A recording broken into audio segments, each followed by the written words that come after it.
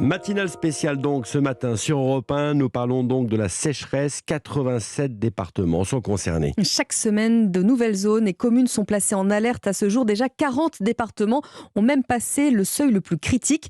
Nous sommes en Ardèche ce matin où les sols sont particulièrement arides. À Beaumont, où vivent 250 habitants, on cherche des solutions comme cette nappe phréatique artificielle pour éviter les coupures d'eau.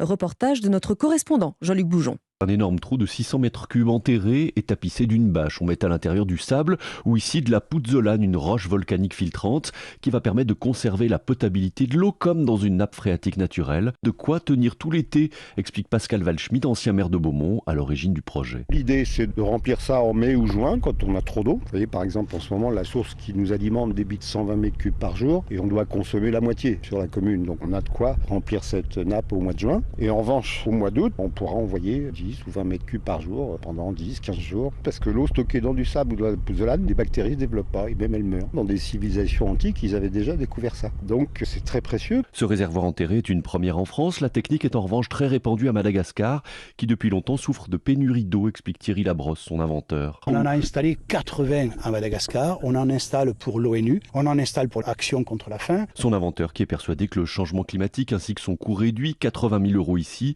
vont booster le développement de la nappe phréatique artificielle dans les prochaines années. Beaumont, Jean-Luc Boujon, Europe 1.